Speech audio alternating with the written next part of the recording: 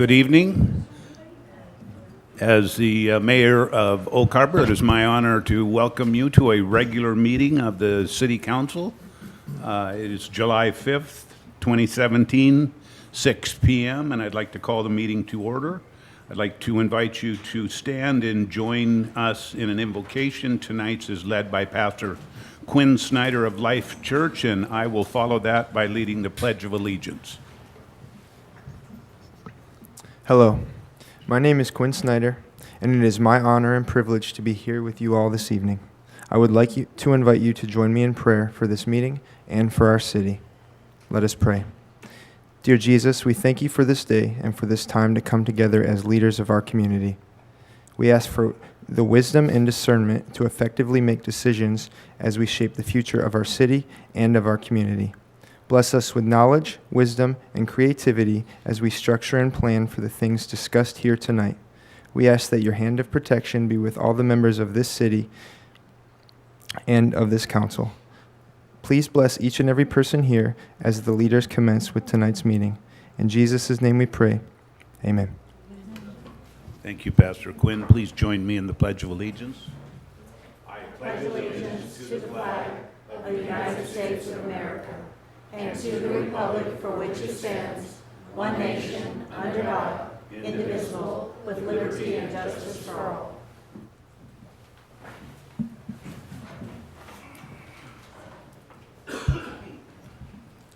Okay, I think we have an absent council member. Councilor Campbell could not be with us tonight, so I would, yes. I move we excuse Councilman Campbell for this evening. Second. Okay, we have a motion and a second. Motion by Councilor Munn, second by Councilor Servadius to excuse Councilor Campbell from tonight's meeting. All in favor, say aye. Aye. Any opposed? Okay. So our first item of business, actually, after that, is to approve our agenda. How would the council like to move forward? Any changes? Oh, yes, Councilor Umber. Thank you, Mayor. I move that we accept the agenda as presented. Second. Okay, we have a motion and a second to accept the agenda as presented. Motion by Councilor Almberg, second by Councilor Munns. All in favor, say aye. Aye. Any opposed? Okay, great. Item number 2, we are moving right along. I can see that item number 2B as under honors and recognition. We have our police chief Dresker with us tonight. Chief Dresker. Thank you, Mayor. Mayor and council members, thank you for taking some time with us today. If I could call Mike Clements, Officer Mike Clements up here. So here we're recognizing Officer Clements, Mike, for 20 years of service with the Oak Harbor Police Department. And I'd like to mention too that these recognitions, I know our officers enjoy them. They take pride in the fact that they mostly enjoy them. I think they take pride in the fact that they're being recognized. I know some locations, cities, and departments don't go through this type of a step quite formalized, so and I appreciate it. Just a little bit about Mike. Mike's a very solid, dependable officer. Of course, he's been here 20 years. He lives a little ways away, but he's still here on time all the time, so that's to be commended. And Mike is one of our CISM officers, which is a crisis incident stress management team. So when there's a traumatic event, this small group of people is tasked with helping officers get through that or others get through those types of events. It's a real critical job. Luckily, it's not used too often in its most dramatic application, but it's even more important for them to stay current on it because of that. Mike is also EMT certified. How many years, Mike? Last 7 years. 7 years, so he has that capability and takes care of our AEDs for us and does some other things for the department in addition to the normal patrol activities that he does. In fact, I had the honor and privilege November, I think, maybe December, when I first got here as a chief. I think Mike was one of my first recognitions, or was the first one, for a life-saving award for performing CPR, as I recall, on someone who survived that. So, we're here to recognize Mike. And I've got a fleece and a pin from the city for Mike's 20 years. He was hired on July 8th, 1997. Mike?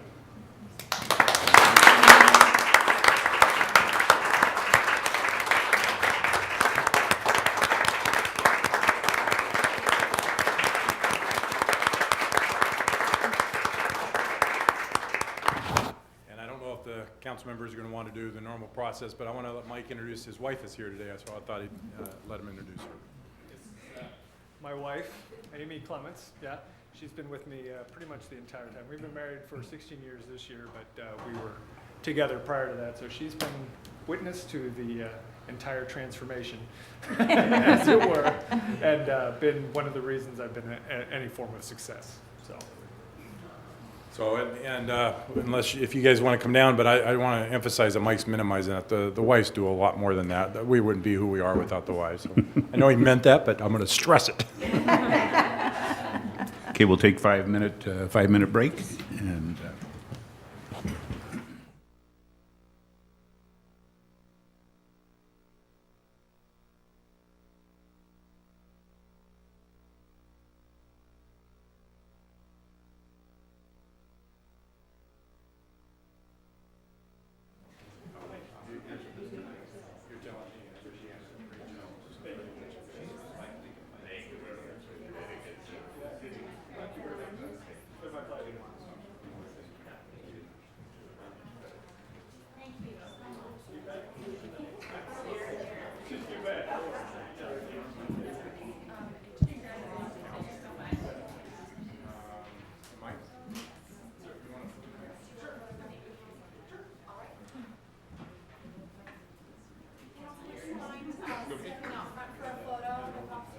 In yellow pants? You were the one that made the fashion choice, right?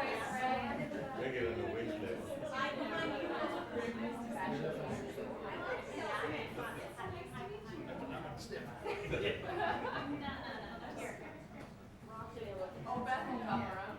There you go.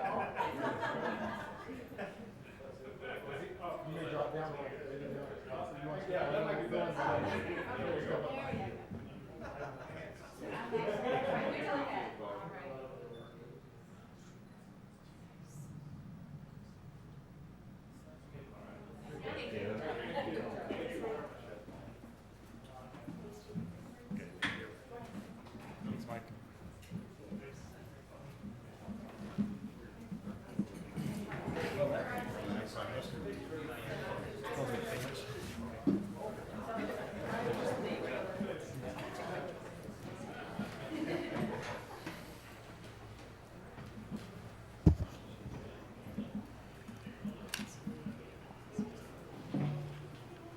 okay, we'll reconvene at this time, our July 5th regular council meeting. We are heading into our third section, citizen comment period. Citizens may comment on subjects of interest not listed on the agenda at this time, or items listed on the consent agenda. To ensure comments are properly recorded, please state your name clearly into the microphone. Please limit your comments to 3 minutes to ensure all citizens have sufficient time to speak. And I think we do, yes, we do have some comments tonight. And our first to sign up is Larry Minham. Member. Okay. Hi, my name is Larry Memmer. I want to talk to you tonight about a need for a narcotics officer full-time for the city of Oak Harbor. Now, I understand that we had a narcotics officer, but when marijuana became legal, we kind of did away with that billet, and I think we really need to get it back. There's a big problem with not only in Oak Harbor, but Island County and Washington State and other states with heroin and meth. I personally had heroin and meth in my front yard by a drug user that lived down the street. Somebody bought from that house, and the police were coming, and so they dropped it by the sidewalk and got arrested on second. But I picked it up and gave it to the officer. But it's everywhere, and they're blatant. They do it out in front, out in the open. We've been fighting at Northeast 1st, 2nd, 3rd, 4th, and Queets.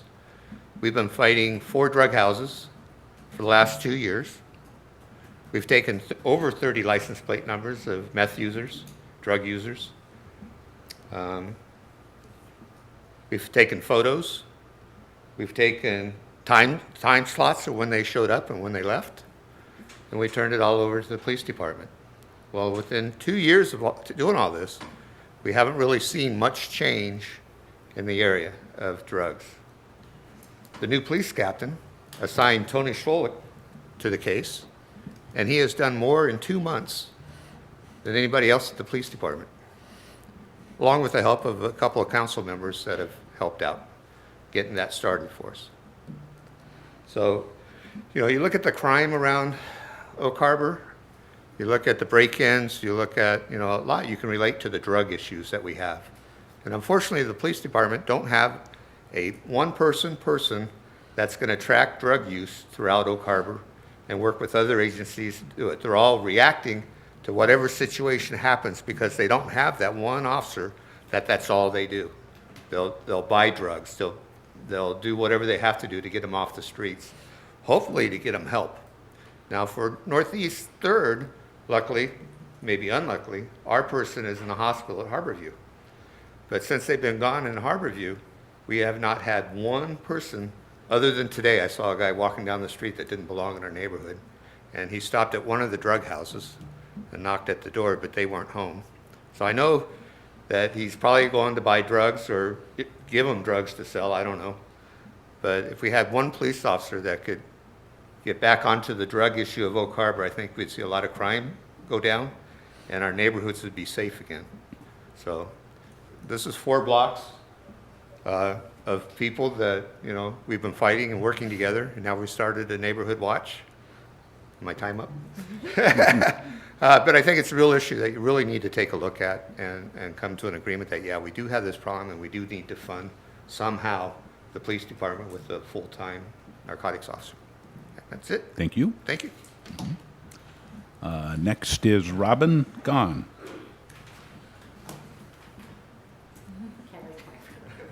That's all right. My name is Robin Gahn.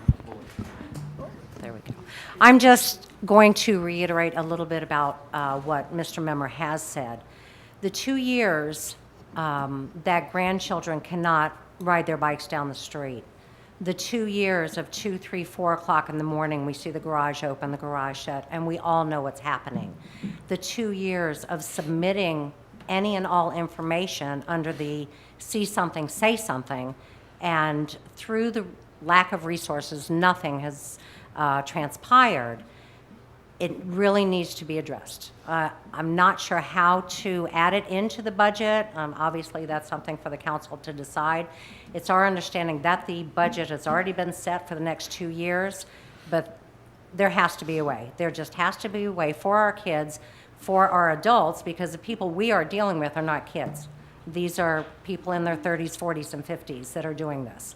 So it is not only impacting their lives and diminishing, but everybody else around us. When the kids can't play, when the people see it blatantly out in public, we need to be involved a lot more. So hopefully take our information into consideration very deeply, because people of Oak Harbor need it and they deserve it. Thank you. Thank you, Ms. Gahn. Maria Clements?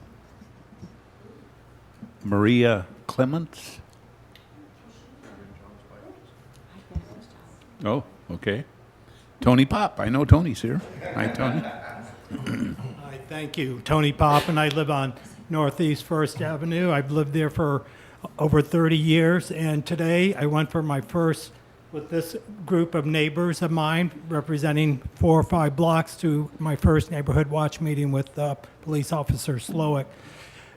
My kids have gone to Olympic View. There's a park there at the corner. One of the questionable houses is next to that park and across the street from Olympic View. We need to be concerned. Thank you. Thank you, Tony. Priscilla Valentine. Hello, I'm Priscilla Valentine, and I'm here with the rest of the neighborhood. I live on Queet Street, and we have been observing a lot of activity for the last 4 or 5 years. We have called the police several times of encampment in backyards, and unfortunately, we can't do anything about it. If they have the permission of the parents, it's fine, because I've been down here and talked to one of the employees downstairs. We had an incident here about a week and a half ago where we had a young lady standing on the corner of 2nd and Queets. About 6 o'clock in the morning, she was there and she was on her cell phone. By a little after 7 o'clock, she was standing, or weaving, I should say, by the stop sign. Well, anyway, I called the police department, and they said that they would send somebody down there. They wanted me to give a description. I thought, well, I don't really want to go outside and let them know what I'm doing, but I did anyway.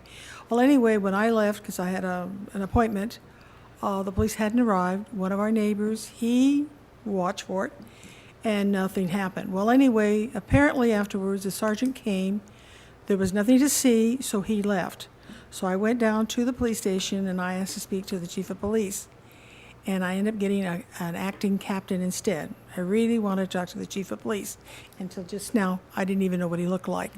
My fault, I guess. But anyway, we've had things going on in our neighborhood for the last 4 or 5 years. We had the corner of 4th and Queets. We had something like 18, 19 people living in a house, and the only reason why they got into it is they had a problem with the plumbing, and everything happened. They had a great big arrest down there. They got the house cleaned out. Now we have it on the corner of 1st and Queets. My neighbor across the street has little kids, and she lived in that house when she was young. She came back to it as a married woman with children. She has to be observant at all times. With other neighbors in the neighborhood, and the same thing happens.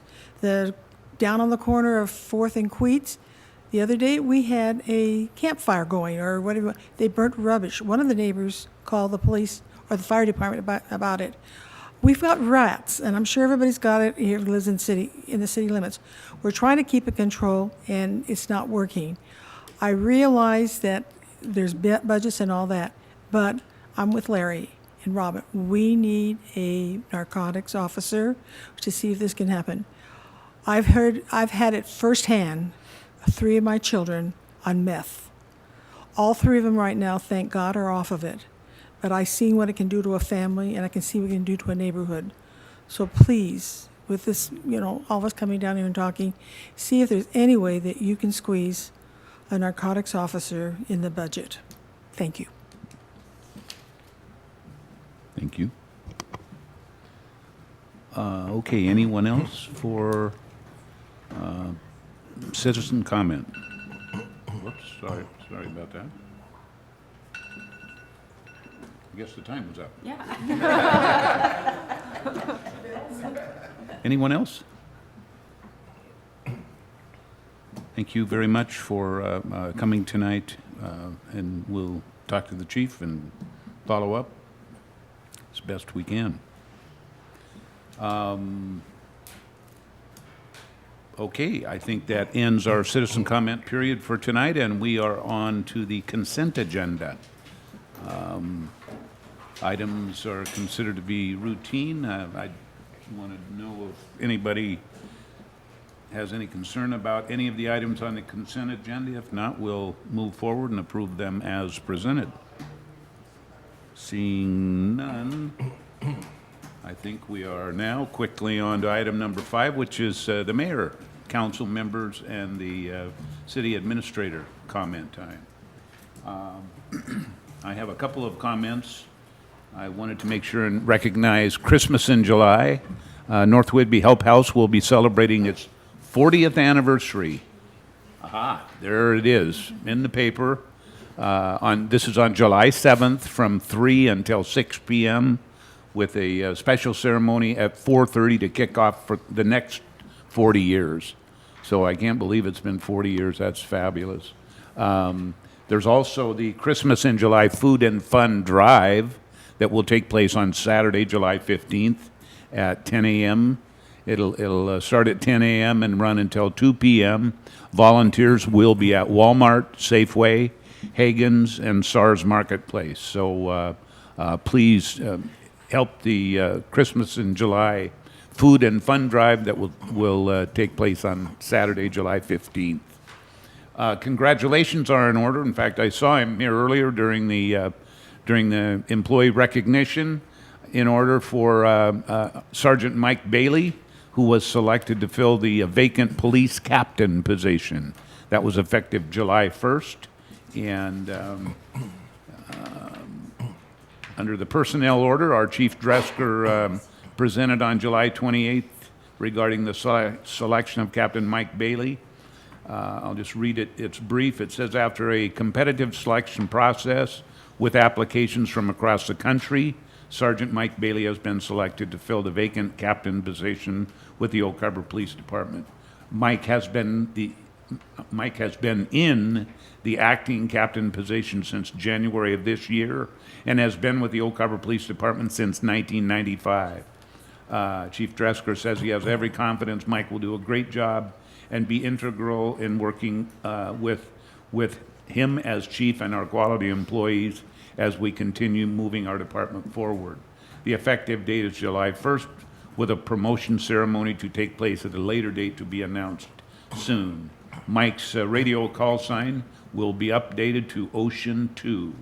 So please join in congratulating Mike Bailey in his selection as captain. We have some updates here at City Hall. You'll notice if you look around that our hallways and offices have received a much-needed new coat of paint. The painter is Pat Shelley, who most of us have seen painting around Oak Harbor for years. He comes back and paints even though he's pretty much retired from his normal business. He works for us often in the summers. We've also replaced some of the light diffuser panels here in the council chambers. You can see that they all look the same color now, and they're so far anyway all in one piece and not cracked and faded like they were. Rich Tiehouse and Tom Wade have made that happen. They take great care of the city buildings, including selecting and installing the new artwork hanging system, which is just behind me here along the wall. This will alleviate the need to paint and repaint the wall after many talented artists have shared their work with us. Tonight's artwork actually, or what you're seeing behind me is the artwork of Karen Leeds Photography in Freeland, Washington.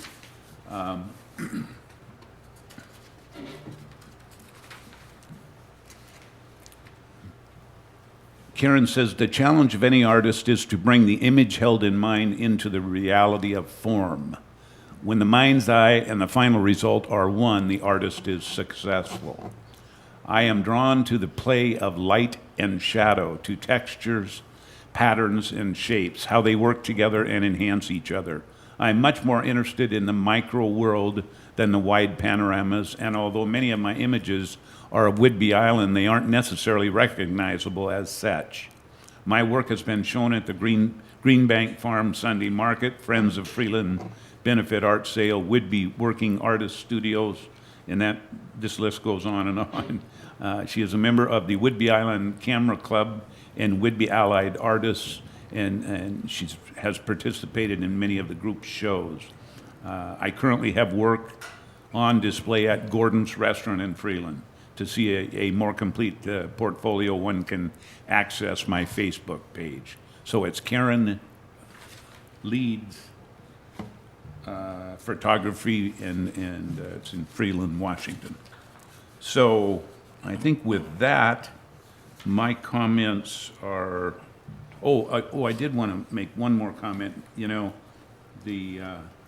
our SAR did just another rescue, and the interesting thing about that was they were called to the Okanagan Pacific Crest Trail, and on the way noticed a person in the water just east of by Deguala Bay, just east of Whidbey Island. They actually noticed a distressed person on the way.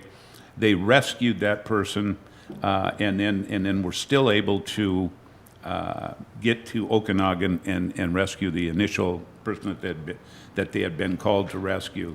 And they printed their numbers of rescues, and I think I mentioned at a earlier meeting this year that they do over 20% of the rescues in our country.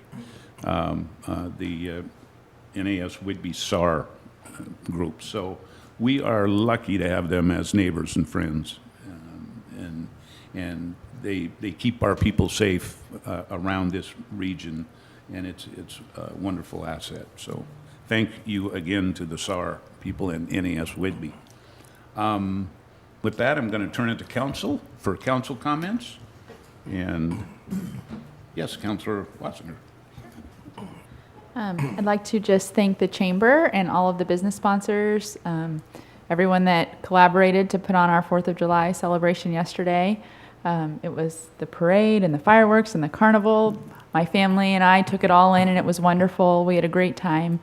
So thank you for another successful 4th of July. It's one of my favorite celebrations in this city, and it's probably one of the most fun things that I get to do as a council member, to be a part of the parade. So thank you to everyone who helped put that on yesterday.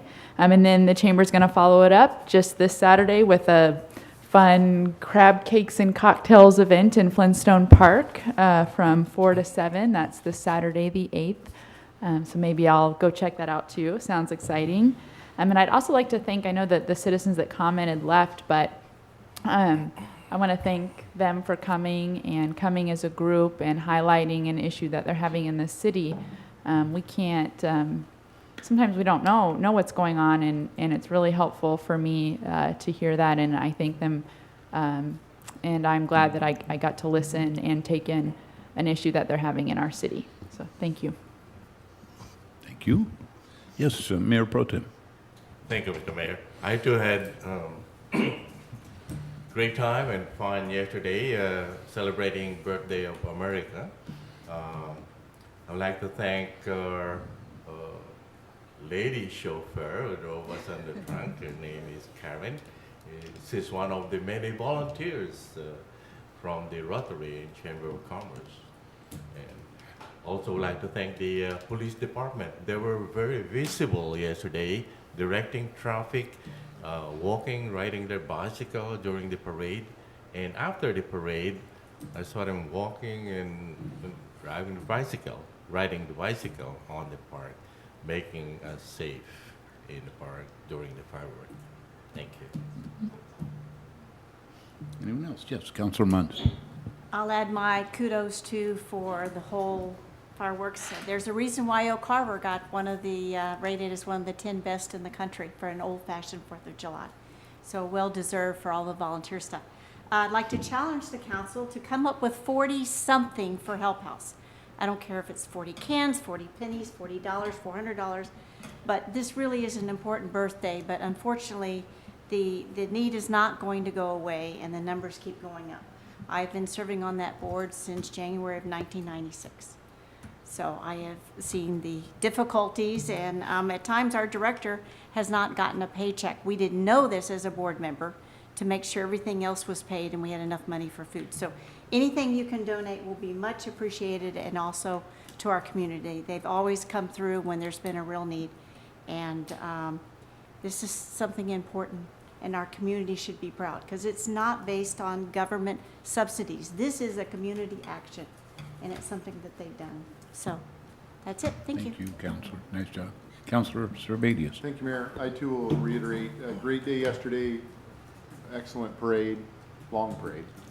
But it was an excellent parade, and I wanted to just give another shout out to the Chamber. We had a party at our house last night. We watched the fireworks, and the folks are commenting on what a great city production. And the reality is, as we've said, but I want to make it perfectly clear, it's the fireworks are privately donated, and all that production takes place because of the Chamber. And a shout out, obviously, to Whidbey Coffee, who's the primary sponsor of that, or one of the major donors, and has been for many years. So thank you again to the Chamber for all they do. I want to say thank you to the folks, I wish they would have stayed, that chose to show up and participate in our process and let us know. I know that not that long ago there was a problem house on Midway Boulevard, and had some conversations, and that house has now since been turned over and it's being renovated. It was a drug concern. And so I know that we can make progress there. Mayor, I would suggest, I know we had talked at one point, and I don't know if you gave specific instructions to the chief or not, but the school, during school opening and closing times, the police have a very strong patrol presence around the schools, especially around the elementaries, which I very much appreciated. Because I'll often do a carpool and drop my kids off. And you see that increased presence during the morning hours and the afternoon hours. And since school is out, we might have a little free time there that those officers could patrol other areas, and hopefully that presence will encourage some of these folks to, maybe it's a strong statement, but as I think it was Larry Memmer said, you know, first and foremost, let's get those folks some help, but if we can't get them help, let's encourage them to conduct those activities in Skagit County, no, somewhere else, but not here. So hopefully we can get those folks help, but I appreciate the folks that showed up and spoke this evening. And that's it at the moment. Thank you. Mm-hmm. Yes, Councillor Heisen. I'm going to expand on that, the Neighborhood Watch group that came to speak. I think their neighbors are fortunate to live in an area with such a vigilant Neighborhood Watch group, so that's encouraging. I did want to say that Island County Human Services does have an opioid outreach worker full-time. She's embedded with the sheriff, Island County Sheriff. That is all she does. And there are grant opportunities for another opioid outreach worker, and I work at Island County Human Services during the week, so it's my day job. And so I've been approached a couple of times saying, you know, would Oak Harbor be interested in having someone like this that would be funded and staffed by Island County, I believe, if we are able to apply for a grant and get that. And it's primarily based on getting people help. I mean, you know, our officers, they know who everybody is and who needs help, and they'll go in, you know, with the officer, establish a relationship with these people so that they're not afraid to talk about getting help and et cetera. And they've really, really made a lot of headway. So I think that if the opportunity comes up to team up with Island County on getting an opioid outreach worker embedded here with the OHPD, even on a part-time basis, that would be really beneficial to us. And it sounds like there's definitely a need. So I'm not sure what the PD or the mayor's position on that is, but it's an option. Mm-hmm. Thank you. And I'll get you more info if you want it. Okay. Anyone else? Okay. Thank you very much. I would like that, and the chief and I will be talking certainly about tonight's discussion. Okay.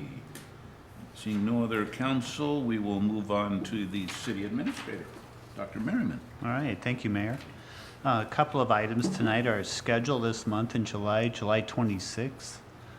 Is our next workshop meeting. We'll have a couple of action items on that one, but that's our remaining meeting for this month. I also as well wanted to say a lot of thanks to city staff. You know, there's a lot of work that goes into the 4th of July event, and we get to see some of our staff out on the street patrolling, or they're in the parade, or they're doing different things.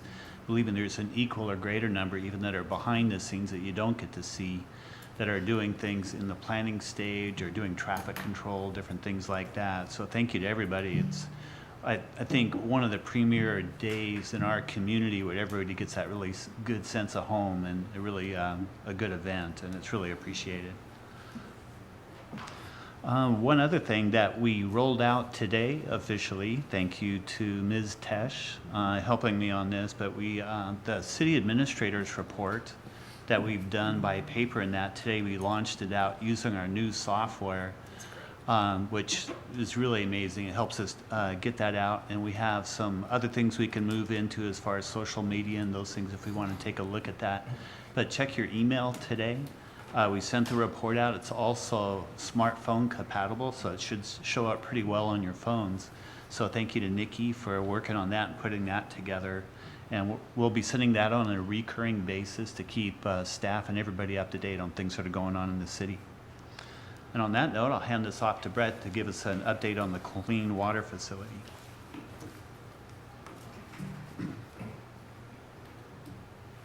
Well, good evening. It's time for our Clean Water Facility Project update.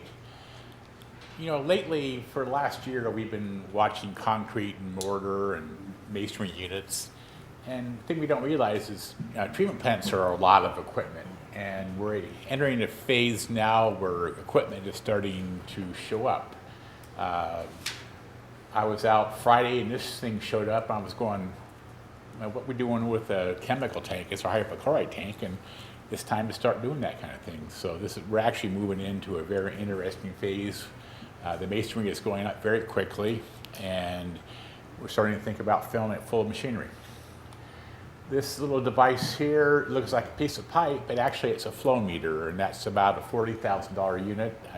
Either that's an effluent flow meter or a RAS flow meter, so we're starting to see these kind of things showing up. So it's kind of the more interesting part of these things. We're getting past the structural part and into the actual mechanical electrical systems, which is the heart of our treatment plant. Recent activities, we did receive our 60% Windjammer plans in late June. We are continuing to work on SCADA software development. We're actually starting to buy a hardware for that. We did meet with the Arts Commission and prepared a listing of possible art piece locations. We have 16 of them identified where we can provide the infrastructure, so more to come on what we actually want to do there, but we're starting that type of coordination. Construction, excuse me, we continue placing concrete on GMP's number 7. Number 7 is all done. Number 8, and actually we've started number 10 now. So the self-performed work, we're hanging in there. We're still ahead of schedule, under budget. We're clearing up number 7 right now. It's looking pretty good. We continue to backfill around the structures, so our sheet piles have now disappeared. The big gaping hole is no longer there. We are continuing the mechanical, electrical parts that I showed you earlier, and that's going to be more important. This month, we were up to 90 workers on site. We're expecting to go to 100 next month. We'll probably peak out about 110. And as you can see, we're the above grade masonry work. It continues. They are working they're way ahead of schedule on that, so that's pretty exciting. We did discover additional human remains in the last couple weeks. Our MOA was very successful in that process. It's always a stress on us, but we're keeping it down, and it has not created impacts on us. So kudos for the team and for our archaeologists. And I have to compliment our MOA partners, the tribes and DAP. They've been very helpful in this and done a good job of minimizing the impacts to us. Funding, I'm not sure where the SRF allocation is. That was in the state budget package, so that got passed, so we'll find out more about that pretty soon. And we are pursuing Windjammer Park funding opportunities. It's going to be kind of slow for the next couple months. We hope to give you a presentation of the 60% Windjammer Park design at one of the workshops, probably in late July, if we can pull it all together. One thing we'll be talking about in probably the August meeting is we have to buy an asset management software system for the new facility, and so we're going to proceed with that purchase here pretty soon. Schedule-wise, we just reviewed what we call Oak Harbor 32, our big schedules that cover the wall, and right now we're looking good, keeping on schedule, and we're still looking at start up in July of next year, starting to put sewage to it. Public outreach, if you want to find out more information about the project, you can reach us at oakharborcleanwater.org. You can call us at 914-7000 or our business extensions. Email us at treatmentplant@oakharbor.org. And we have another drop-in meeting planned for next Monday on the 10th. Questions? Any questions, input? Oh, Councilor Munns. This asset software you Uh-huh. talked about that we need to purchase, Yeah. has that kind of already been figured out roughly, In the terms- cost? Yeah. Or it'll be something added new to it? It's already Okay. it's built into it, yeah. But it's just haven't executed a contract for that. Okay, thank you. Okay, anyone else? Okay, thank you, Mr. Arvidsson. Nice report. And that concludes, okay. So we are now on to item number 6. We have a couple of ordinances now to discuss, and I'll give an opportunity to the public to speak.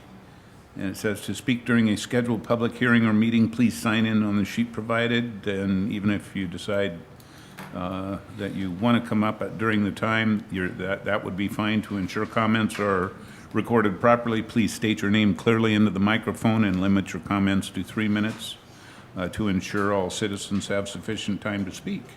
And our ordinance number 1801, amending Oak Harbor Municipal Code, Title 20. updating the City of Oak Harbor critical area regulations. And I think we have our senior planner, Dennis Lefebvre. Yes, good evening, Mr. Mayor, members of the council, Dennis Lefebvre, Senior Planner.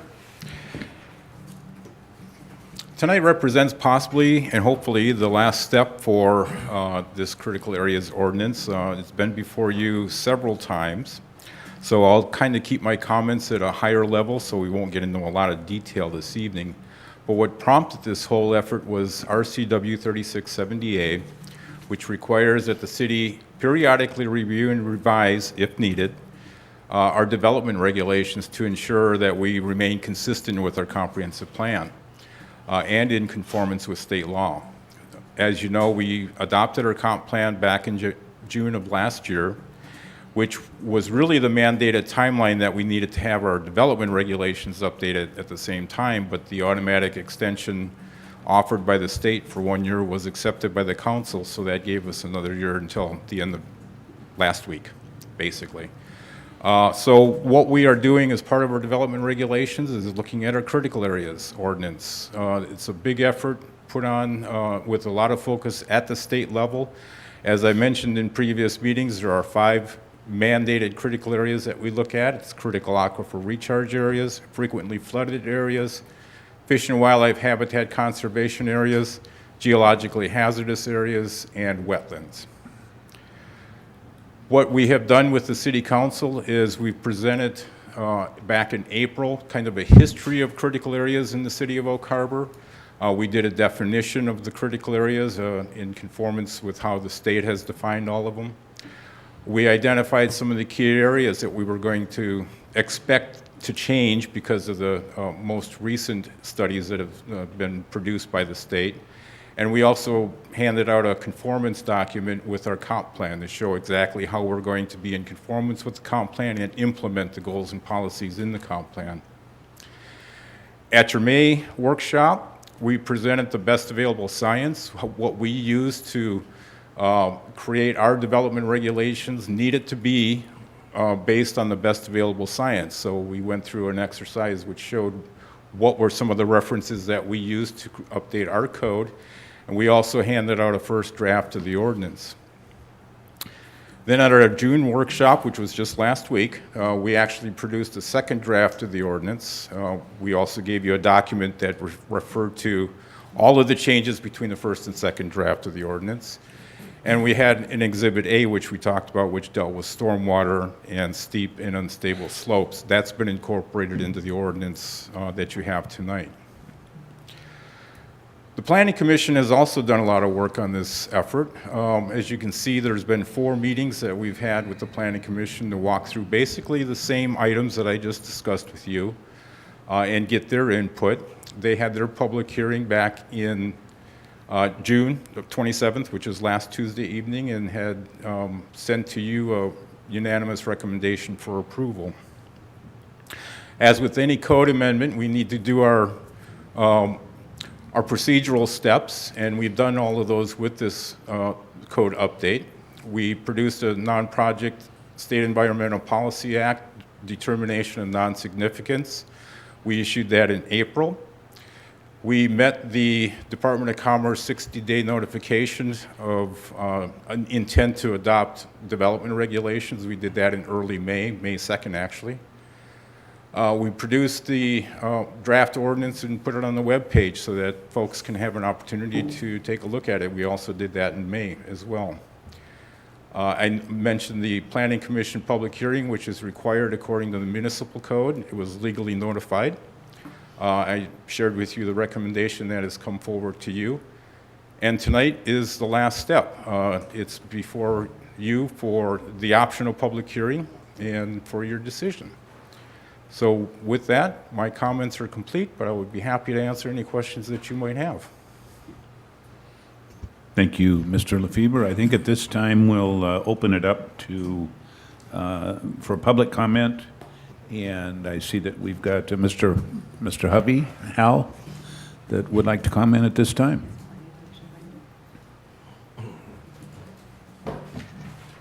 Thank you, Mr. Mayor. My name's Hal Hovey. I'm a member of the Planning Commission and a resident here in Oak Harbor.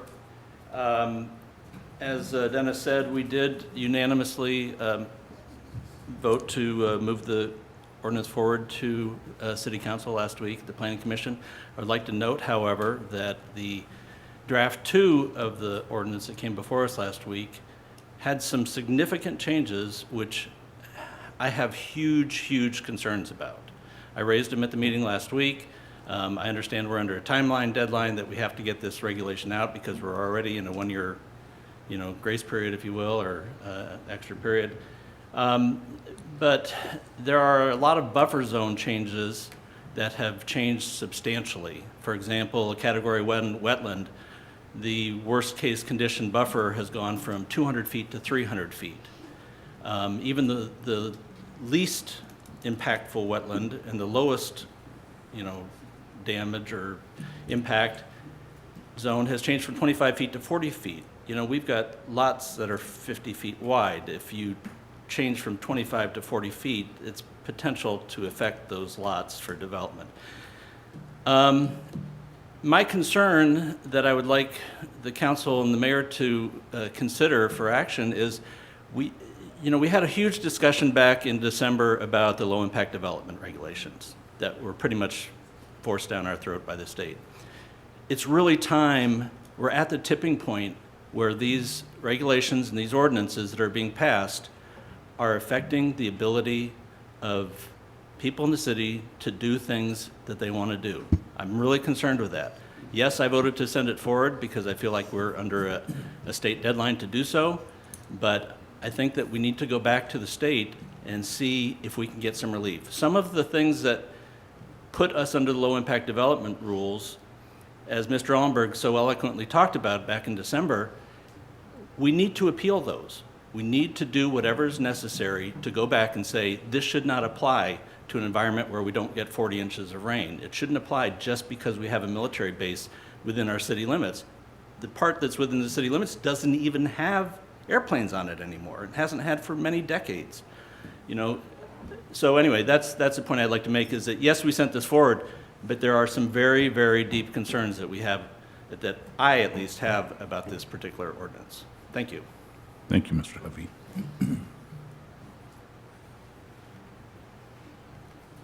Anyone else? Citizen comment period.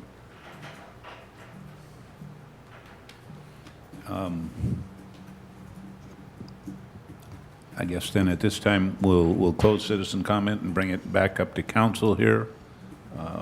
Councilor Heisen. Thank you, Mayor. Thank you, Dennis. Just so I have this clear, there was a draft approved by the Planning Commission that has since changed, and it is not the draft approved by the Planning Commission? What changed and when? No, and why? the only change was we added Exhibit A, which was distributed at the workshop last Wednesday. Okay. That was also a part of the Planning Commission recommendation, was to include Exhibit A. So the version we are looking at was approved by the Planning Commission? Yes. Okay. The impact footage, the 25 to 40 feet, the 200 to 300, why were those changes made? That was based on what exactly? Yeah, that's a very good observance by Mr. Hovey.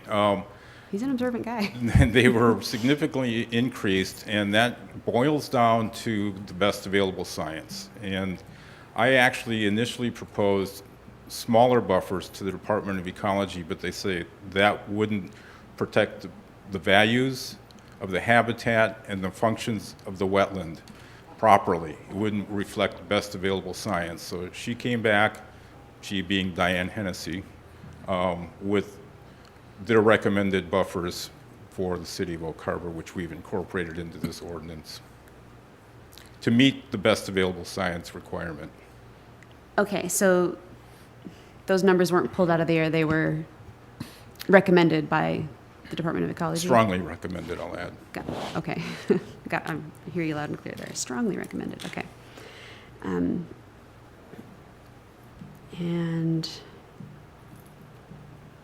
make sure I covered everything I wrote down here. Okay, it's good to know that those changes that were made arbitrary, but I mean, I think we're all in agreement with Mr. Hovey that we need to do what we can to try and appeal that, our qualifying for the criteria for LID. So, and that's something that we talk about every time it comes up, but just as a note to myself, if we could pursue that, remind us, tell us what we need to do and who we need to talk to make our case. If there's anything we can help do, please let me know. We can, fight that ongoing. But for now, if this is what's recommended and approved by the Planning Commission, then I'll support it. But I think we need to stay vigilant. If I may, for the record, is to add a discussion briefly on a section that we have in Title 2012, which is kind of the general regulations overseeing all the critical areas. Mm-hmm. There's a section in there that deals with reasonable use. And if any of these critical areas basically strip the land of any development potential, there's a method that we can engage to allow development on that parcel. So as Mr. Hovey mentioned, with the increase in buffers, that might take, theoretically, the use of an entire parcel away. But there's a section in our code that allows us some flexibility to allow that property owner to develop. Okay, so there is a process. Yes. An appeal process, for lack of a better Essentially, yeah. Okay. Yeah. Okay. Yes, Councilor Munt. This Title 2012, there's no guarantee, though, that the developer might not lose a whole parcel. There's a little wiggle room, but you didn't sound very convinced that the fine line you is could do a it, takings so. issue. We can't take the economic use of a property from through development regulations from a property owner. Am I stating that incorrectly, Mr. Powers? Excellent question, Mrs. Munns, but actually, Mr. Lefevre is correct. The reasonable use exceptions in the code are there specifically to prevent a regulatory takings, which of course is unconstitutional. So there's also another step in there as well, which is particularly for wetlands that Mr. Hovey expressed concern about. There are a couple of techniques. One's called buffer width averaging, which is pretty common. So it's not a uniform buffer around a wetland. It allows us to think of it as squeezing a balloon. So when you squeeze a balloon and make it skinnier in one part, it'll get larger in another part. It's a very common technique to make the buffer fit with that particular piece of property. But when all else fails, you go through the reasonable use exceptions specifically to prevent regulatory takings. Follow-on question. Dr. Merriman, I believe you or someone was working with a very knowledgeable person that knew that we didn't fit the parameters we're being put in.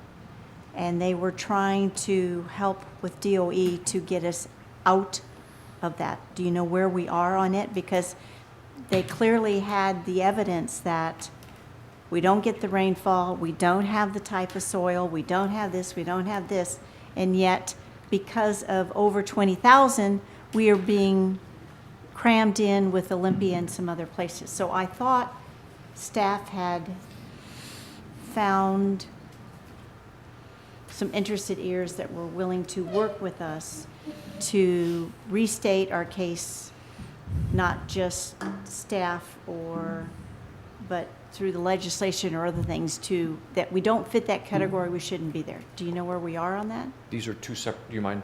Go ahead. These are two separate issues altogether, Mrs. Munns. So the one that has been subject of council conversation for many months is the low impact development and the amount of rainfall that Oak Harbor would get relative to, say, Seattle or Olympia. The code that's before you this evening has nothing to do with low impact development. It is purely about critical areas as defined by the Growth Management Act and by the state of Washington. And those were the 5 critical areas that are listed in your agenda bill. So so they're totally separate. I won't even try to draw a picture for you there. So you have steep slopes, you have wetlands, you have the fish and wildlife habitat, et cetera. Those are the things which are critical areas. Low impact development is an entirely separate topic altogether. Then I guess when you said fish. So they stopped construction on a outfall on Scenic Heights because the salmon might swim up it, and it's what, a 200, 150-foot drop cliff? And DOE stopped us because the salmon might jump that high and swim in it? I mean, if I'm not mistaken, didn't something like that happen? And I'm not sure where we are. I mean, you just mentioned critical areas. They decided that was a critical area. And I'm sorry, that's just asinine to think a salmon's going to jump 150, 200 feet up that bluff to get to where this water just is draining off. So I can see where these things could potentially sort of weave together from a council perspective. That too is a separate issue, and that's but really. Isn't that part of the critical, I mean, to me, it's connected to critical area. Yes, this is ordinance that we have to pass, but So I'm exasperated. Well, as is staff. I mean, there's regulation, and then there's how are those regulations applied, and clearly they're not always applied in a fashion which we think would be a common sense approach. So that particular problem that you've pointed out, we won't throw ecology under the bus. That's Fish and Wildlife that has that particular viewpoint, and that's whether or not something is a drainage ditch or is it a stream. But your underlying comment, I think, is a great one, which is that there are a lot of environmental regulations that we are obligated to adhere to. And one of the things that Dennis mentioned early on in his presentation was the concept of best available science. We are required by the state law to base our regulations on best available science. As a smaller jurisdiction, we lack the ability, the funding ability, to pay for our own original science. And so our only recourse really is to fall back on the science which is published by the state agencies. And so when ecology recommends to us a particular buffer width, it's because it's based on the best available science that has been put together at the state level. Now, we have the option of doing our own science, but we can't afford to undertake that level of scientific review. And so the recommendations are really more than that. They are pretty prescriptive in terms of what we need to do. Our relief, then, is how does it fit on an individual piece of property and those two code provisions that I spoke to earlier. So there's an underlying theme in that these current topics that you have been talking about are related to our environment. Those two things just don't happen to be part of the critical areas code that's before you this evening. But the critical code affects some of that stuff. Okay. There are certainly relationships, yes. But what we're doing this evening is trying to complete that last step of making sure we're compliant with the Growth Management Act. And then that does not prevent us from continuing to follow up with the state agencies, as the staff has already committed, on the LID and the rainfall topic. Again, two separate things altogether.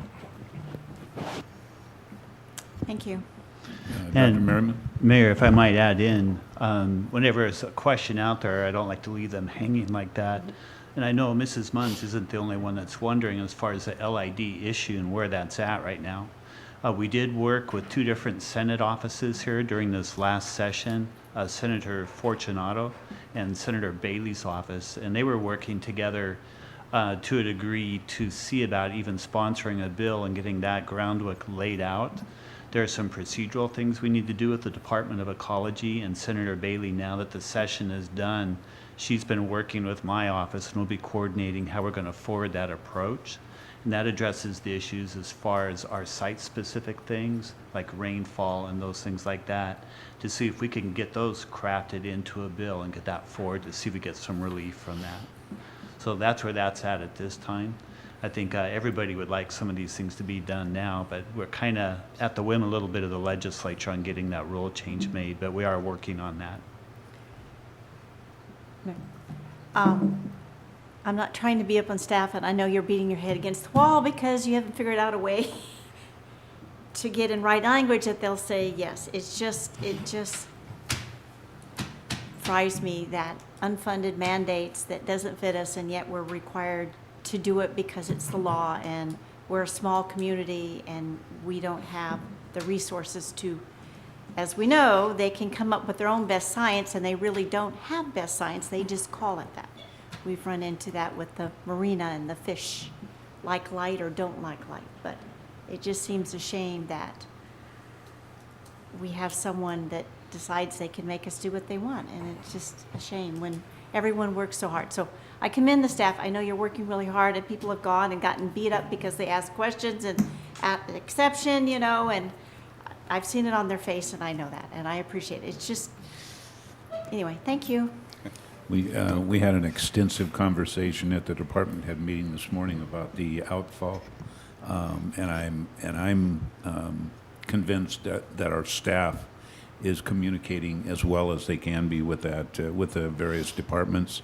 I had the same concern and voiced it at the meeting about the outfall, and my vision was that the state's concern was fish going into that, which all of us know cannot happen. However, there are potentially concerns about whether the water that gets down to the outfall is affected by habitat, and so that is upstream, that is in the areas that are draining. However, having said that, the Department of Ecology will be here in the next, week to, or I think it's Fish and Wildlife. Our engineer Stoll is meeting with them, and so we're proceeding ahead on that. So I see Mr. Stoll back there, but I think we're, I think staff is all over that, believe me. So, Councilor Servadius? Sure, thank you. Mr. Lefevre, when this was presented to us at our workshop here, recently is the one I remember the most. It was presented as mostly housekeeping, wordsmithing, updating definitions, and the first big chunk of this is definitions. It's interesting, I don't know if interesting is the right word. We've had a year extension, which we've just exceeded, and most of these meetings have occurred in about the last 60 days. So the concerns that Mr. Hovey raised that I'm looking at, and a couple things that jumped out at me, they're probably going to sound very similar, and my concern is, or my comment is, well, I'll start with this. What if we don't make a few of these changes? I was going to start off by asking you, is this in general more restrictive or less restrictive? But I think we see it's a lot of housekeeping, but there is in essence more restrictions that are, would you agree that it's more restrictive than less restrictive than what we would have seen in the past? I would agree that particularly two chapters, the Fish and Wildlife Habitat Conservation Areas and the Wetlands chapters, are more restrictive, yes. Okay.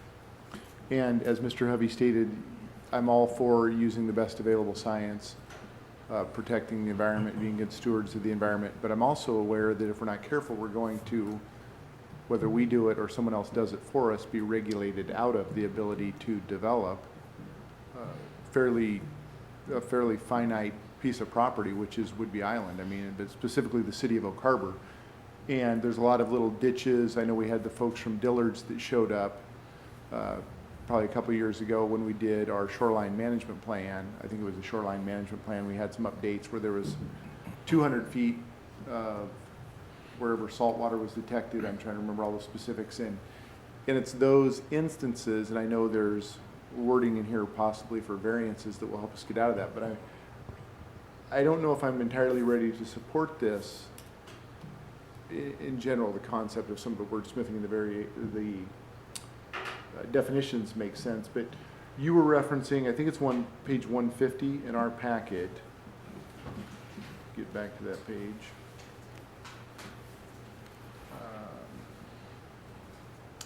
It's 151. I guess it's stamped page 150, but digitally it's, are they the same? I guess they are the same. The same 151 and 152. On 150, section 2012.120, the variances, is that what you referenced? Yes. Well, and the reasonable use exceptions, which did not change, so they're not in the ordinance. So this second sentence there, I guess, references the hearings examiner shall review the request and make a written finding. So it's not staff, it's not council. That variance would be up to our hearings examiner? For the variance, yes, that's a different animal than a reasonable use exception, however. And Steve, I don't know if you want to elaborate on the reasonable use exception versus And the that quote, variance. yours was a reasonable use exception to prevent a regulatory taking. So there are degrees of relief available through the code. The first is an administrative one, which is actually, if you want to look at what is the stamped page 157, middle of the page or top 1/3 of the page, the heading is under modifications to buffer widths, and then reducing wetland buffer widths is the language on that page. So that's the first step, right? And so there are things that we do administratively based upon site information, right? So when you learn more about that particular wetland and how it's working on that particular property, there are tools which are available to the applicant to seek a reduction in the width of the buffer, and we have the ability administratively to approve that, assuming that the things are being met. So that's sort of piece number one. If you need to go more substantial than what we can handle out of the administrative reduction process or the buffer width averaging process, then you move up to the variance process, and there are identified standards for that. That's still seeking relief from maybe the number associated with that particular wetland or any other standard that we're talking about. And then the final stage of relief is the reasonable use exception. And that's the one where the applicant makes the case that he or she has lost reasonable economic use of the property because of the imposition of the critical areas regulations on that particular piece of property. That too is a hearing examiner process, predominantly because it's a quasi-judicial process. And you want those findings to be based in a setting of quasi-judicial proceedings rather than at the administrative level or rather than at the legislative level. So sort of three ways in which we start with the rules. We start with the rules that allow us to do things administratively, then we move on to the variances if that's not sufficient, and then finally you end with the reasonable use exceptions. Okay, thank you. I'm glad you brought that up because I'd highlighted, I guess it's now 4A is where that language starts. The director shall have the authority to reduce the standard buffer widths. Is this in line with what the county is doing? I mean, are they following the same recommendations? Is this in line, or you may or may not know, but their standards as far as wetlands, their planning? I just recently was transmitted a draft of the ordinance, but I have not had a chance to look at it. They're under the same state requirements through growth management. However, being a county in rural development, they have different issues that they're dealing with. Certainly they have by far more critical areas than we do in the city. Right. And they typically have larger buffers than what we do in the urban setting. Because they're in a rural setting, because they lack the intensity of land uses that we have in an urban setting, if you think about it. As a general rule, buffers applied in the rural areas are larger than they are in the urban areas. Okay. Have we received any negative feedback from developers or builders with regard to the proposed changes? We have received very little feedback, but no negative feedback. But if we pass this, we'll receive it tomorrow. Okay. Yeah. Okay. So, well, I guess you've already addressed this. You know, I'm just concerned about some of these areas that we've looked at, whether it's an RV park relocation or areas like that might be close to these critical areas that somehow we're going to regulate ourselves out of the possible development of those properties. My, I guess, last comment, and then I'll yield to some of my peers here, is, and I ask this question of you or other staff often, if it's a recommendation from the state, and I think you finally came back and said it was a strong recommendation, in my eyes, that's slightly different, or that is different than a mandate. So if we didn't, let's say, change from 200 to 300, we do everything else, but we keep those numbers at 200, and we pass that ordinance, what happens? Well, according to my conversations with ecology, what would happen is that they would consider that those buffers were not based on best available science, because their recommended buffers are. And that would be where we would stand, and I wouldn't know what the next steps would be. And maybe, so Mr. Powers, I'll put you on the spot because you've been here a long time. Do we get a nastygram? What happens? What happens? I think the worst case scenario is that they challenge the council's adoption of the development regulation. I mean, that's really the worst case scenario. And whether that vehicle is through a LUPA or some other legal methodology, I think remains to be seen. But there are these push and pulls across the state all of the time. And so that's the potential that you run into. And I think that unlike some things where we can apply our local knowledge and say, well, this is why we think this makes sense in Oak Harbor as opposed to someplace else, is that this, if we were to just have a different number, now that we have the feedback from ecology, it would be difficult for it to be anything other than an arbitrary number. We don't have any science that says to us in our particular environment, it doesn't need to be X number of feet, it can be Y number of feet. And that's what they would be looking for it to be based upon. It's a much different argument than, say, if we're arguing about densities or if we're arguing about other types of things where maybe we can have a local standard that doesn't have to be based on some identifiable peer-reviewed science. That's the challenging point that we have. Right. Again, it happens all over the state in terms of this very conversation. You know, the planning commissions and councils are historically very displeased when we start talking about critical areas codes and specifically wetland buffers. Probably the only thing more displeasurable than that for planning commissions and councils are shoreline regulations. And sometimes we have the misfortune of having both of them in the same environment. So I'll end with this. I've heard over my time here comments from staff, and specifically as the LID thing cranked back up, and I know that's a separate issue. There were talks that, you know, we tried to go to Olympia, we tried to deal with this, we tried to get some traction, and in the end we were just worn down either financially or physically. We couldn't make headway, and so I pause now and I wonder if it's not better to beg a little bit of forgiveness than to ask permission. I don't know if that's the right analogy, but in changing this or keeping this at 200 versus 300 and then letting the state come back and say, sorry, you know. So I offer maybe one comment in that area, and I think we may have made this same comment at the workshop, although I don't recall, which is quite naturally the council has focused on that largest number on that piece of paper, but that is for the category 1 wetland, of which if we have any, we probably have only one that I am aware of here in the city of Oak Harbor.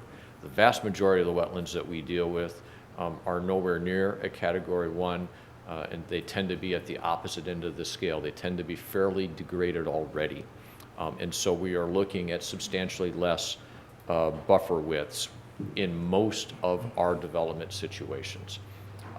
And so while it's really natural to look at that number and say, oh my gosh, it went from 200 to 300, the likelihood that we're really dealing with that in the vast majority of our development situations is very, very slim. Thank you. Anyone else? So, Councilman Almberg. Yes. Thank you. I was just waiting to see if I had any other council members who wanted to speak before I took up this time. Yeah. You have 3 minutes. Yeah. I can't cover it in 3 minutes. I think Mayor Pro Tem Pagal wanted to say something. Mayor Pro Tem. Yeah, thank you. I think it'll be just short. What I'm hearing is the protection of wetland based on this ordinance is standard based on the regulations of the state and Department of Ecology.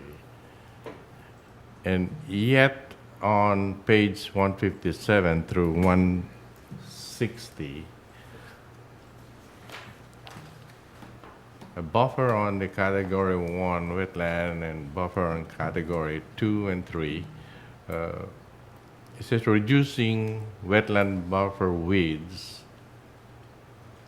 that the director has the ability or the authority to reduce the buffer widths. So it's not like set in stone when this ordinance is set either 50 weeds or the buffer of 300 feet. So it can be modified based on location or environment of the Right, wetland. and as Steve mentioned, there are some flexibilities in here. The key is the buffer, under number 2, A2, the buffer reduction shall not adversely affect the functions and values of the adjacent wetlands. So somebody's going to have to do some type of an analysis on that buffer reduction proposal to make sure that the functions and values of that wetland are not degraded. But there are options there then. So the director has the ability to make modifications of the buffer, so development will not be very close to the critical areas or wetland. Right, and we would need some additional best available science on that specific wetland to allow us to do that. Okay, that's all I have. Pretty short. Councilor Holmberg. Thank you, Mayor. Mr. LaFever, can you recite, or do you have at your disposal up there the actual language for the requirement and the timing of this ordinance amendment? Can you read that to me? Do you have it? Well, I had the RCW, which kind of put this whole thing in motion as far as reviewing and revising development regulations. But is it mandatory that it's reviewed? I think it's mandatory that it's reviewed in a period of time. What is that period of time?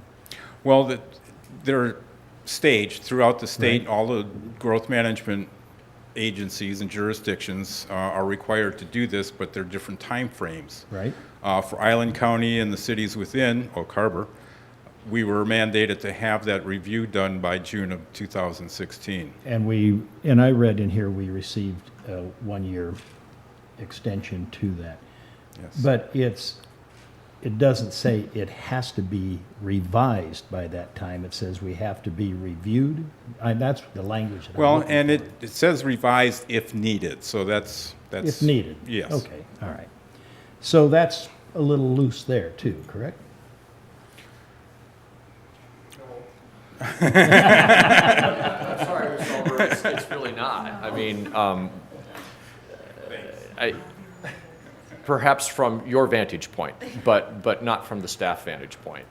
We have an obligation under state law to review our comprehensive plan and our development regulations and revise if necessary. And we're required to make sure that our comprehensive plan and our development regulations are consistent with the most current version of the Growth Management Act. Okay. And then this, this term of best available science keeps getting used. I mean, that seems to be the cover story coming out of DOE. Always they have the best available science, and I will challenge that in that just on stormwater. We'll get to stormwater even within critical areas because stormwater management is covered in this critical areas and this ordinance. I'll show you where. But under best available science, the best available science seems to apply to eastern Washington based on rainfall, but it doesn't apply to our area based on rainfall. So do we have different types of science, eastern Washington than western Washington? Again, at the risk of sounding argumentative, we're mixing apples and oranges here. But let me make my point, and that's what I'm getting to. This ordinance clearly it doesn't imply, it states that we have to deal with the critical recharge of the aquifers. That's part of stormwater management. That's the whole purpose for LID, stormwater management. And when we go through this ordinance, it references the most current stormwater management system available or ordinance available by DOE or ones that become more current even after that. I mean, it's referred to in this thing. That's what we're adopting tonight. It is tied to stormwater management. Again, at the risk of sounding argumentative, I don't think that staff believes that it is, Mr. Almberg. Okay. The reason is that, yes, while rain plays a role in aquifer recharge, because without rain, you're not going to recharge the aquifer. Without rain, we're not going to have the moisture generally necessary for wetlands. We're not specifically talking about which stormwater regulations apply to the city of Oak Harbor in this critical area code, which is before the council this evening. Well, I'm going to sound argumentative because I disagree with you on that. Because I read it, it's right here. When we adopt this, you can go right to page 141 in this thing, and it's under section 2002, and it refers to aquifers. You go to, what's the other page? You go to 142. We talk about critical aquifer recharge areas under Ordinance 2032-10. I mean, we go through this whole ripple effect of referring to this paragraph, to this section, et cetera. It goes on. We are dealing with stormwater management here, but that's all I'm going to say about stormwater management, because I've made my point anyway for me, maybe not for you. The other reason I am not going to support this tonight for this reason, and it doesn't mean I won't eventually support it, is in page 141 under section 2002, you stated that there are 5 items. We have the general critical areas regulations, we have Oak Harbor tree protection, and we have the wetlands, and we have fish and wildlife, and we have conservation areas. Let's see, we have geology, and then we have critical aquifer recharge. So we're going right back to stormwater again. I said it again. And but the other reason I will not support this tonight is because there has been no change, any modification to our ordinance regarding preservation of oak trees in Oak Harbor. And at our workshop, this was a pretty strong point that was discussed with the public and even within ourselves, that we were going to consider a tree protection plan or some implementation of a stronger oak tree protection plan. It's not included in this. And I'm making a statement. I'm not asking for an answer, and I'm not asking a question. But what I would like to do is make a motion that we postpone a decision here tonight on Ordinance 1801 until our July 26th workshop, where we can have a discussion and take possible action to allow staff to come up with a tree protection plan, which other communities have them. I'll help you out with names of them if you need help with that. And that the other part about the stormwater thing, I think we need to have a discussion, a real solid meeting between DOE and our community regarding this LID thing and what is best management practice relative to rainfall as it relates to our region and eastern Washington. Okay, so I made the motion. Will you carefully reread that motion? The motion is that I move to postpone a decision this evening on Ordinance 1801 until July 26th workshop. Second. Okay, so we have a motion to postpone this decision tonight until the July 26th workshop. So, want to discuss that motion? Yes, Mayor Pro Tem. Mr. Almberg mentioned on the comment on the motion about protection also of the oak tree. Would that be considered as part of a critical area or oak trees within the wetland area only? Yeah, I think we need to... If I could, Mayor, and Mr. Almberg, I realized you didn't ask for an answer, but again, with due respect, that was a week ago, and Mr. Servatius, I believe, asked the question as to how long it would take for staff to come back with some language to talk to the council about protecting Gary oak trees. We said 90 to 120 days. We thought we could accomplish it. This project has been on a much separate track, but recognizing or having some idea that this question was coming up this evening, I quickly threw together a slide, which I hope will help the council understand the range of possibilities that are before us in terms of how we think about Gary oak standards and where we might put them. At last week's workshop, we heard from City Attorney Esparza, who suggested that maybe trying to put the standards inside of the variance language wasn't going to be the right place. It could very well end up in 2016, but that may not be the only place that you might want to put those protection standards. They may fit very well in the native vegetation section of the code, because we have standards in there already about protecting certain kinds of landscaping and native vegetation when construction is taking place. In fact, there could be another area of the code as well. And so while it is certainly something that staff knows that we need to work for with the council and work with you on that, it was not our expectation that we were asked to bring it back as part of this code 7 days after the workshop. We discussed it this morning at the department head meeting, and we'll be prepared to give a briefing to you at your August workshop to talk more about what the council wishes to achieve with these protection standards.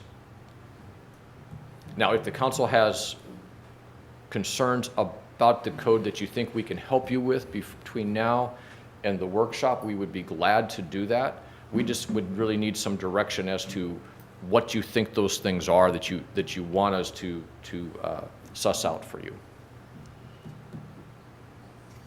Okay, so we did discuss that, and I was it. So it was the workshop, and what was the staff answer?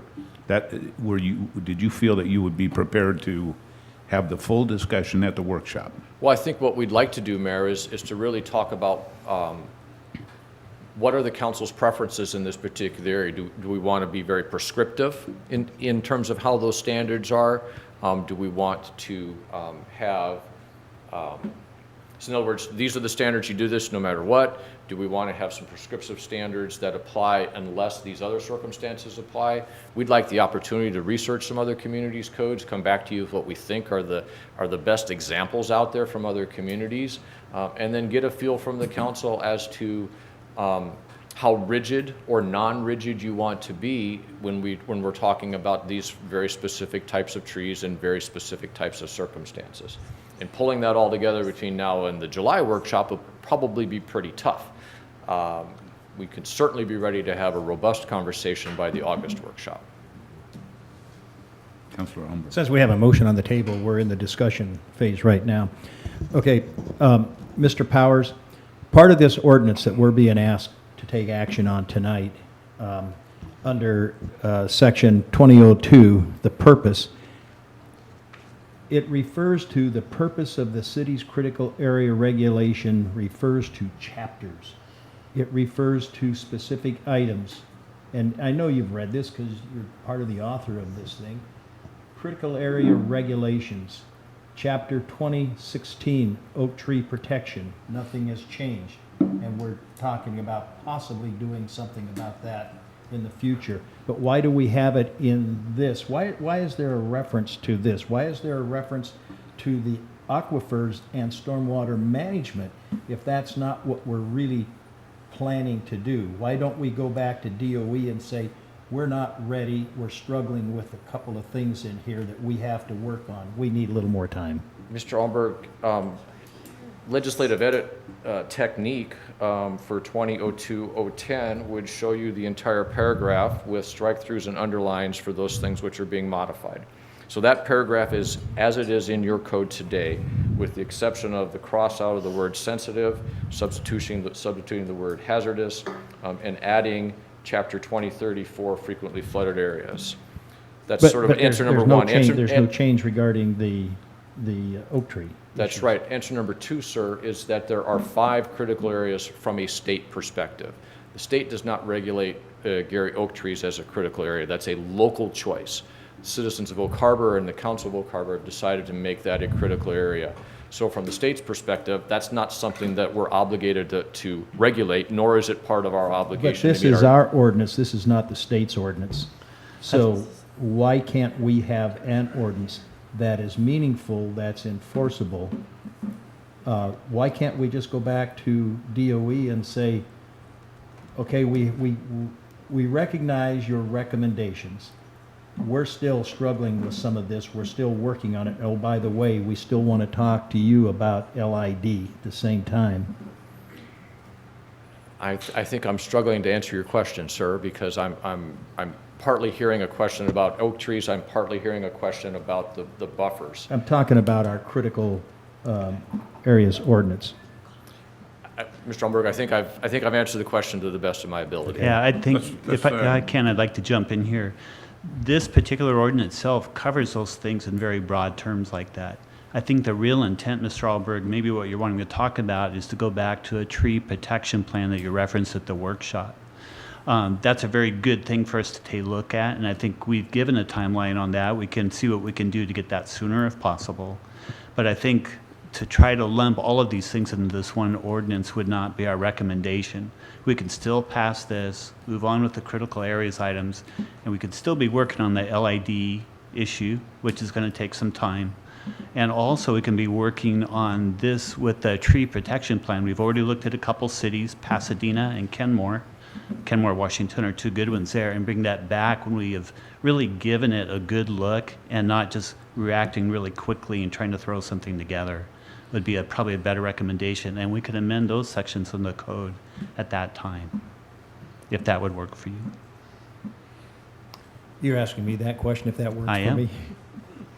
No, it It's doesn't work rhetorical for me somewhat, because I do not want to vote for this ordinance until we have actually asked DOE for additional time so we can solve, let's say they're not going to solve the oak tree thing, that's our personal thing, but until we solve this issue about best available science and how that applies to Western Washington differently than Eastern Washington, which affects us by easily the $15,000 to $30,000 per single-family residential lot.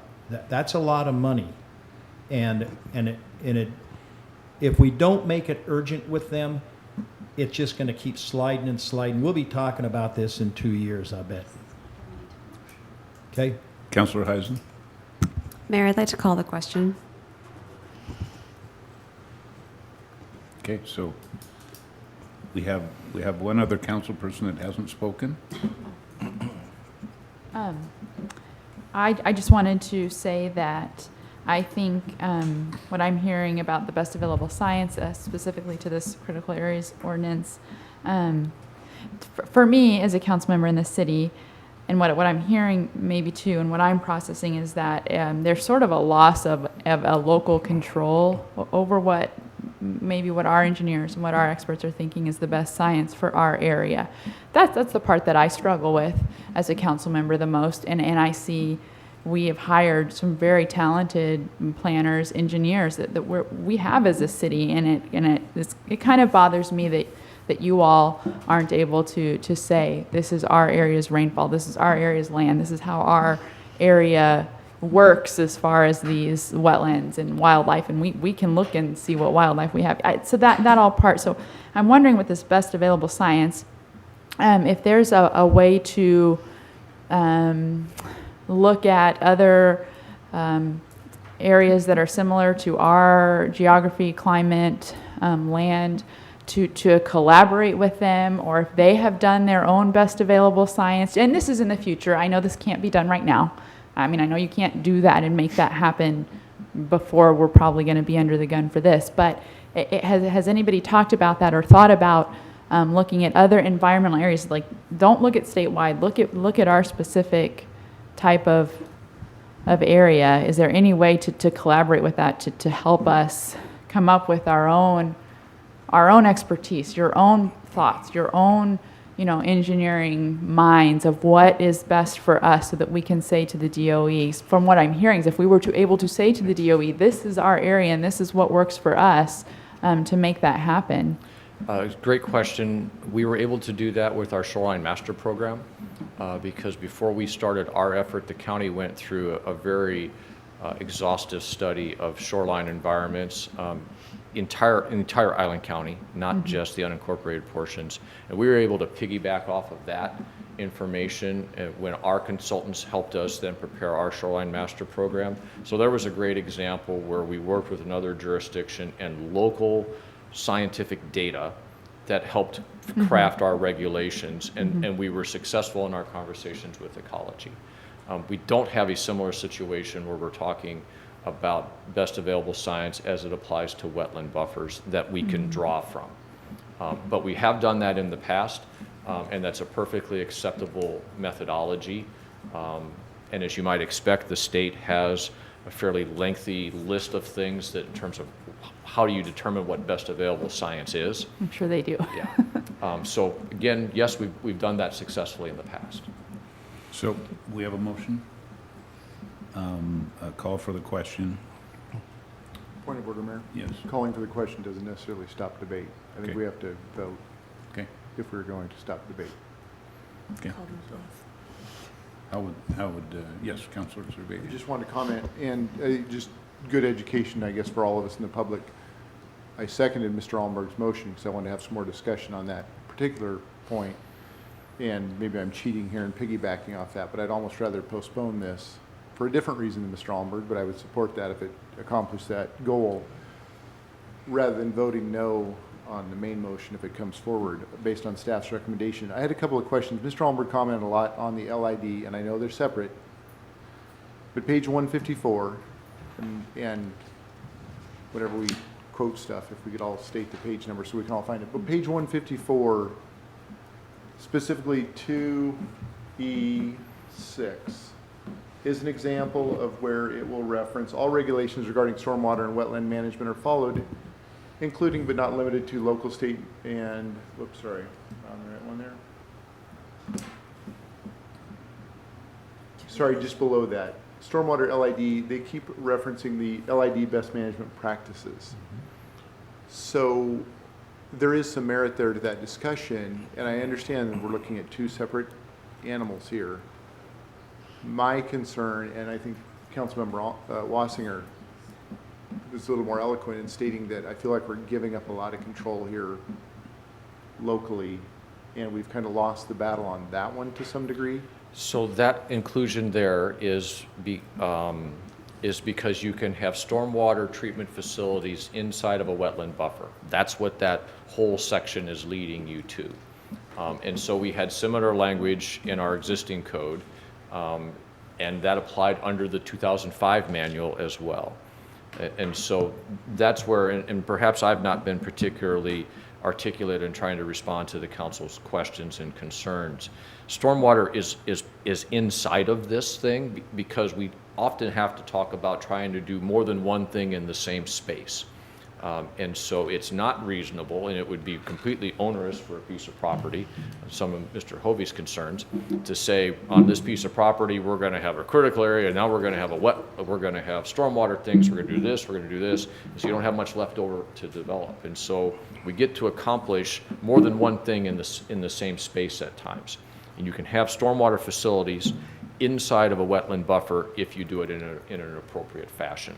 So that's not new concept. That's something that's been in our code since this code came into being in its present form, which is 2005, and we had the old manual that we applied in there. Yes, we understand at the staff level that and we're not happy about the new manual either. I think we've been very, very clear about that. But all this is really saying is you will still get to do stormwater facilities inside of a wetland buffer following the appropriate rules. And we can argue about what the rules are with the state, but this is just saying that we get to do more than one thing in the same space. Okay. And the next question, which I was going to ask regardless, before Mr. Allenberg made that motion, on page 157, 4A, and then all the provideds that the following apply. Mr. McGow asked this question, so the first one, 4A1, the buffer of a Category 1 wetland shall not be reduced, period. And you said earlier you could possibly only think of one. What is a Category 1 wetland? Give me an example, please. The only thing that we've ever had close to that is what's referred to as the Northeast 7th Avenue wetland, but that was based on only reconnaissance level work and not actual wetland delineations. So the square footage of the wetland, what? It's the characteristics, the components of it, the open water feature versus this particular type of plant life versus whether or not is it a wooded wetland? Does it have trees as part of the wetland? So it's a whole list of things that help determine the functions and values as to whether or not it has the highest level of wetland value to the environment, or is it a much lower value. And the only one that has ever come close to that I am aware of is portions of the Northeast 7th Avenue wetland. Okay.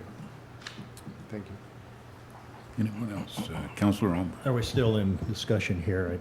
Then, We are. you know, there's a lot of, this is probably the most in-depth conversation that we've had about this, even including the workshop, and therefore I'm still inclined to want to go with the motion before us right now to discuss this in depth and give all of us a little more time to really dig into this before we make the final decision.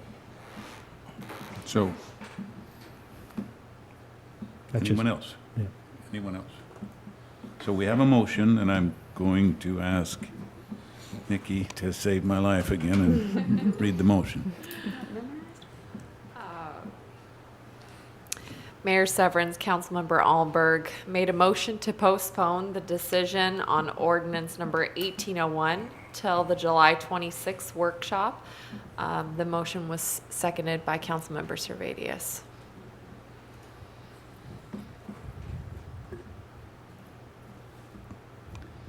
All in favor, say aye. Aye. So let me see. We have, okay. All opposed, say. No. Okay, so we've got 4-2. And at this point, I guess that obviously we won't have any more discussion about this tonight, except I guess I have a concern about what staff needs to be ready to do at that workshop. We have a fairly busy schedule already at that workshop. So We do, but I can make some calls and find out what things specifically we want to put on the agenda for this item there, so we can be really efficient about that time on there. Okay. So we have some notes as far as what things need to be addressed there. At least we can develop our input for that and bring that up at the workshop then. Okay. Any other? Okay, we'll, lively discussion there. Thank you to all. Thank you, Council. We are now on our final item for tonight, item number 7, ordinance number 1806, amendment to Oak Harbor Municipal Code 2.02, Salary Commission, and we have our city administrator, Dr. Merriman. Thank you, Mayor and City Council. This agenda bill is bringing forward the edits to our municipal code for our salary commission. This 1806 will amend Chapter 2.02 on the Salary Commission, and there are 4 bullet points really that summarize what those changes are. These are on the bottom of the agenda bill for this item here.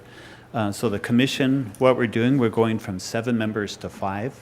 That's item 1. We have the requirement, this came out of a little bit of discussion before, whether we wanted someone to be a city resident or not. And so the midpoint that we came up with is we'll have not less than 3 shall be residents of Oak Harbor. The other 2 may be owners of businesses located within the city.